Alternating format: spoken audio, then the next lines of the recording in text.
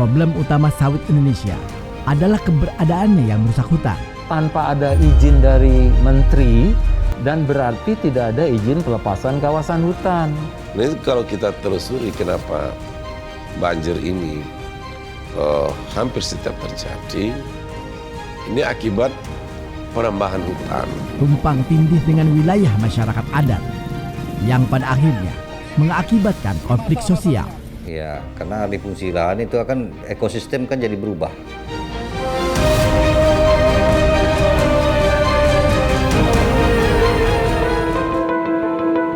Tanpa terasa, kami pun tiba di Pekanbaru, Provinsi Riau. Menempuh perjalanan panjang dengan menggunakan pesawat terbang merupakan jalan tersingkat yang kami lakukan untuk mencapai tanah sawit terbesar di Indonesia ini.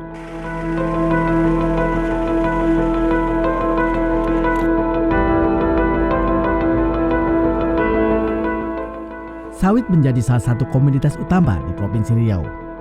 Ini menjadi sebuah keberuntungan dan juga bisa menjadi sebuah malapetaka besar yang pernah terjadi 2 tahun belakangan, seperti kebakaran hutan dan lahan yang imbasnya kepada perubahan iklim secara drastis di wilayah ini. Proyek 1 hektar food estate gagal di Sumatera. Lain halnya dengan perkebunan sawit yang ada saat ini mencapai 11 juta hektar di seluruh Indonesia.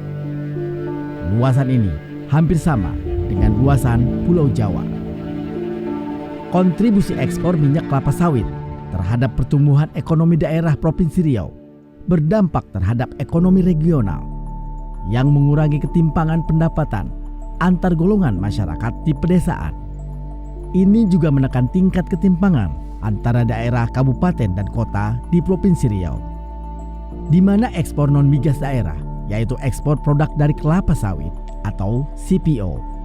Pekanbaru kan tidak begitu ya, karena dia ibu kota provinsi ya. Tapi di kabupaten kota lain yang punya hutan ya. Jadi dengan dibukanya perkebunan kelapa sawit secara besar-besaran, ini jelas mempengaruhi dampak kepada bencana alam banjir. Karena apa? Karena sawit itu sendiri tidak bisa menyimpan air, tapi justru dia menghisap air ya. Nah, sehingga kalau terjadi hujan terus-menerus, itu langsung memang banjir. Beda dengan hutan bisa menahan, yang bisa menyerap, bisa menahan, sehingga waktu musim kemarau itu bisa dialirkan kemari. Nah, dengan perkebunan besar-besaran ini, itu terasa sekali pada musim kemarau itu kekeringan, ya kekeringan kurang air akibat dari perkebunan itu.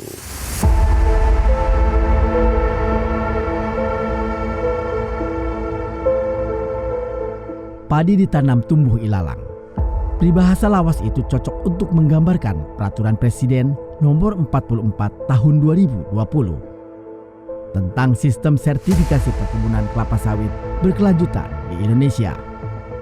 Industri sawit dari sekedar peraturan Menteri Pertanian menjadi urusan Presiden.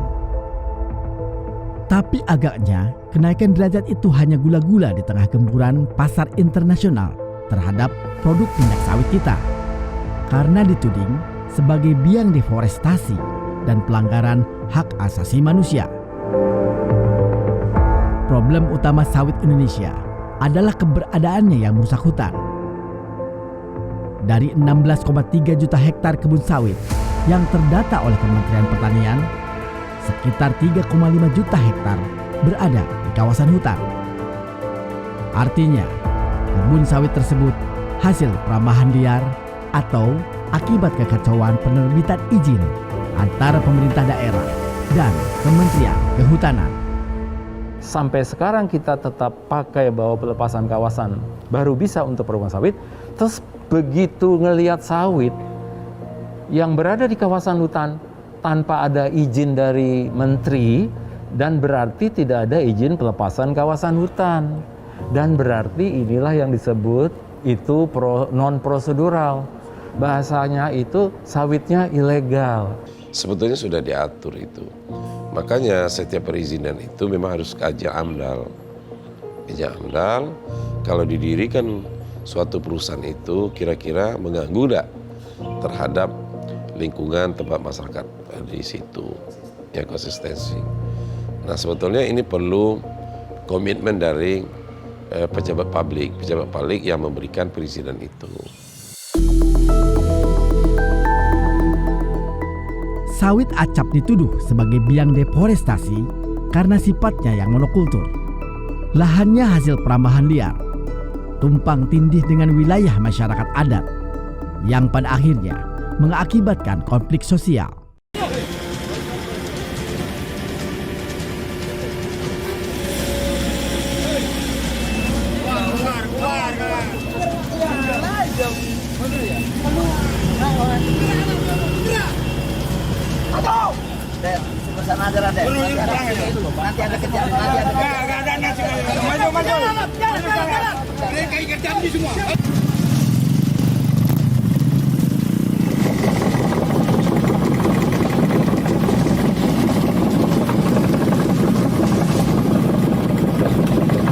Ini masalahnya. Tolong adik-adikku jangan kami diganggu dulu. Ya. Sekarang kita udah bersama ini mau dibilang ada MOU-nya tidaknya. Aku berharap karena ini sudah ada masa, peneliti bisa menjaga alatnya, jangan dulu masuk ke lokasi. Kalau nanti ada kejadian, aku terang pasangan mewakili dari masyarakat ini, karena kita udah saling. Pengabaian atas deforestasi dan hak asasi manusia justru akan makin merusak daya saing industri sawit Indonesia. Di tengah tuntutan dunia akan bahaya pemanasan global, kebijakan yang tidak pro lingkungan membuat industri sawit makin tak kompetitif dan tak efisien. Akibatnya, petani di lapangan tak mendapatkan efek pengganda atau ekonomi menetes dari kebijakan sawit ini. Nah, tentu harapan kita ya ke depan ini untuk sawit itu kita harapkan tidak diberikan lagi perizinan, ya kan? Kenapa? Menolak lahan pun hampir tidak ada, ya, hampir tidak ada, sehingga kita harapkan kita sekarang memperbaiki lingkungan itu. Artinya kondisi yang sudah parah itu tentu harus ditangani secara serius sungguh-sungguh, sehingga berdampak kepada kehidupan ekonomi sosial masyarakat kita.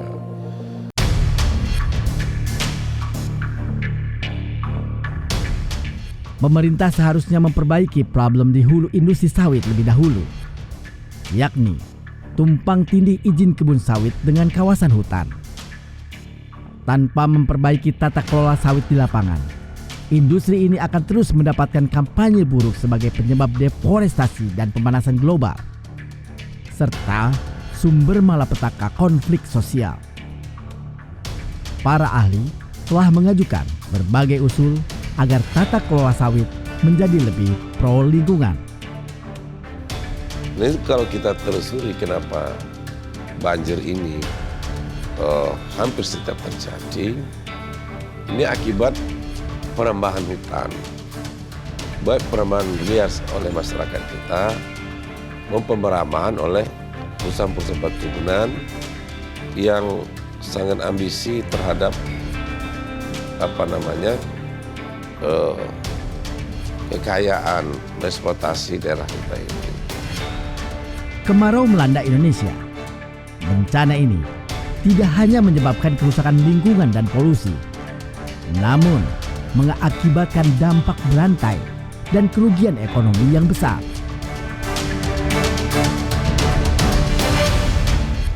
Namun, kebakaran hutan dan bencana asap seakan tak terbendung dan hampir selalu berulang saban tahun. Penyebabnya pun kerap menjadi perdebatan. Salah satunya terkait iklim. Memperluas tutupan lahan, karena lahan kita ini sudah banyak yang terbuka. Nah, salah satu programnya Pak Gubernur dalam Riau Hijau adalah bagaimana luas tutupan lahan itu makin hari makin tahun itu makin bertambah. Terus terang memang dari dampak dari pembukaan lahan ini akan menyebabkan kebakaran, otomatis kemudian banjir juga gitu. Nah ini yang perlu mungkin kita lakukan sosialisasi lah pada masyarakat gitu. Ya karena alih fungsi lahan itu akan ekosistem kan jadi berubah. Sehingga kalau ekosistem berubah otomatis pasti berdampak terhadap lingkungan.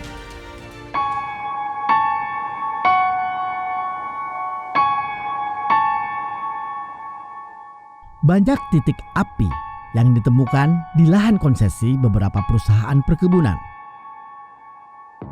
Menurut Center for International Forestry Research atau CIFOR, salah satu pemicunya adalah pembukaan lahan perkebunan kelapa sawit. Berdasarkan data Global Forest Watch, terdapat 179.424 titik api pada tahun 2015. Kebakaran hutan Indonesia mencatat jumlah lahan yang terbakar saat itu mencapai 2,6 juta hektar. Persoalan koordinasi antar lembaga dalam implementasi restorasi menjadi hambatan yang berkontribusi pada lemahnya pencegahan kebakaran hutan dan lahan. Nah, tentu harapan kita ke depan ini, pemerintah pusat ya betul-betul mempunyai perhatian, terutama BNPB, ya terhadap penanganan masalah banjir, masalah bencana alam di Riau ini. Tentu kita harapkan dengan secara sistematis, secara masif, sehingga ini berkelanjutan.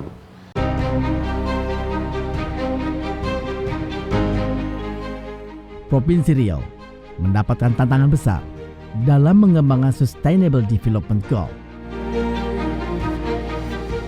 Pagu anggaran tahun 2020 dalam Satuan Kerja Kementerian Pertanian telah menghitung ulang alokasi pupuk subsidi. Namun pada kenyataannya, Kementerian Keuangan memblokir 2,17 juta ton ajuan di tahun anggaran 2020 Kementerian Pertanian yang jumlahnya lebih rendah jika dinisbatkan pada anggaran tahun 2019 sebesar 29 triliun untuk 9,55 juta. Masalah pun muncul. Ditolaknya permintaan kenaikan anggaran pupuk yang diperuntukkan bagi antisipasi kelangkaan pupuk bersubsidi kini menguap di masa tanam 2021. Ya, mayoritas kalau untuk Riau ini sih sawit. Makanya kadang-kadang orang ini berpikir dengan harga sekarang ini udah senang. Cuman rupanya pupuknya pun naiknya terlalu tinggi pula kan. Ini sekarang problemnya masalahnya harga jual kan sekarang ini tinggi. Cuman pupuk pun melonjak tinggi juga. Iya, jadi setimpal. Jadi dikatakan harga sawit ini naik, kami pikir-pikir sama petani gini sama aja istilahnya kan. Pupuk naik. Jadi gimana juga mau pupuk kan? Yang dulunya pupuk itu kayak MPK itu 500, sekarang udah 1 juta. Berarti kan udah separuh. Jadi kan imbang-imbang aja, dengan harga sawit tinggi, pupuk pun tinggi. Dan pupuk ini pun dia awalnya langka, tiba-tiba naik. Kami pun bingung juga petani kan. Kalau bisa sih harga sawit ini nggak apa-apa tinggi, tapi pupuknya disesuaikan juga harganya. Dan minyak goreng pun kalau bisa jangan terlalu tinggi kali. Jadi masyarakat yang kecil pun bisa menikmati gitu. Kadang kita pengen cari lahan yang baru itu udah susah. Susah ya? Semua sekarang udah berselomba dengan Sawit?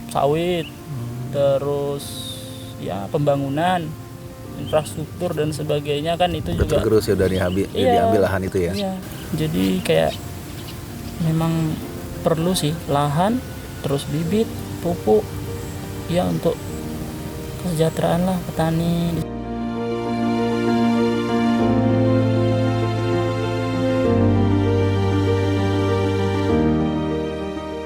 Kelangkaan pupuk di pasaran sebenarnya masalah klasik, pelik, dan banyak variabelnya.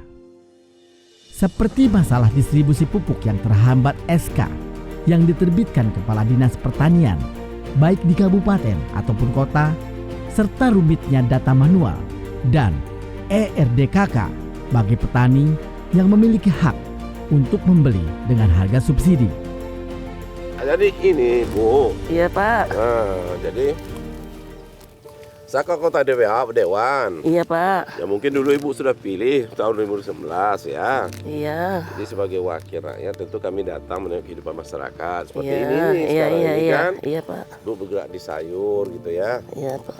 Nah, apa yang Ibu keluhkan sekarang dengan usaha sayur ini, rasanya apa yang kira-kira harapan Ibu lah? Iyalah, inilah yang terutama masalah pupuk yang sangat langka dan sangat mahal. Oh, langka dan mahal. Langka dan mahal. Inilah buktinya bedengan kami. Itu kan bedengan namanya, Pak. Iya, iya bedengan. Kalau kurang pupuk itulah jadinya. Jadi kerdil dia ya. Kerdil jadi, kuning, nggak berhasil. Iya. Berhasil dia. Iya. Oh gitu. Iya. Pupuk itu tahu harga pupuk apa ini? Apa Kami urea? kompos. Ini nanda yang ibu butuhkan paman selain dari apa itu pupuk urea atau pupuk? Enggak, kami nggak pakai urea, Pak. Nggak pakai kimia kami. Oh, kompos ya, Kompos, organik Pak, ya. iya. Organik sendiri juga mahal juga sekarang. Mahal, Pak. Berapa satu karung? Satu timba 18.000. 18.000 satu timba itu kira berapa? 8 kilo paling ada sekarang 8 ini. kilo. Kalau berapa, ada. Berapa piring dapat ya atau berapa? Kalau satu karung itu kan, Pak, 18.000. Dapat semuanya enggak? Oh, enggak, Pak. Ini semua yang baru ditanam ini, Pak. 10 karung ini, Pak. 10 karung ya? 10 karung berarti 10 kali 18 180.000. Iya, iya, iya, iya. Itu baru pupuknya. Itu baru berhasil. Inilah yang kurang dikasih makan. Kita nggak jadinya dikasih makan, kita Kurang jadi gizi dia ya? Kurang gizi dia. Iya. Nggak kasih kita gizi dia kan, kita pun nggak dikasihnya pula gizi, Pak. Iya. Kalau kita tidak rawat dia tidak Iya. rawat kita. Iya, kan? sama, Pak. Oh, Bapak Ahmad. Iya. Wakilnya. Iya. Kenal lah Bapak Pak Anton Sinaga. Kenal. Itulah kebetulan pesta pula Bapak itu tadi. Pak Ahmad lupa dulu dulunya. Yang Bapak dulu bikin pertanyaan waktu di desa, Iya. yang Bapak menjawab. Iya. Weh, baru ingat aku. Baru ingat, Pak. Oh, iya. Itu minta uang kantong, itu baru diingat, Pak. Ada tinggal sama kita. Kalau masih ada hujan panas, mending kita siram. Iya, iya. Berapa Bu kebutuhan pupuk ini untuk luas ini? Kalau ini kemarin itu 20 karung. 20 karung. 20 karung kali 18. Organik ya? Itu pupuk Organik itu kompos. Kompos. langganan atau memang Memang langganan. diantarnya ke sini nggak kompos? Ini dari Padang. Dari Padang. Dari ya? Padang. Makanya mahal, Pak. Iya. Sering-sering putus gitu, pemutus. Soalnya kan udah banyak orang PHK, banyak jatuhnya ke petani. Jadi semakin banyak orang bertani. Iya. Kelangkaan pupuk bukan disebabkan faktor anggaran, melainkan lebih kepada faktor politik subsidi dan konsep ketahanan pangan secara ekonomi. Traktor masuk pupuk, digarpu, tanam, siram. Kalau jagung kan enggak. Pada tahun 2020, terdapat sekitar 13,9 juta petani yang mengusulkan kebutuhan pupuk dalam rencana definitif kebutuhan kelompok. Pada saat itu, kebutuhan yang diusulkan mencapai 26,2 juta ton. Namun, alokasi anggaran yang ditetapkan pemerintah hanya mampu untuk memenuhi kebutuhan sebesar 8,9 juta ton. Pertama ibu susah pupuk ya, langka. Kalau pasaran sawit nggak masalah ya, nggak masalah. Kemudian juga mendapatkan bibit juga ada masalah ya.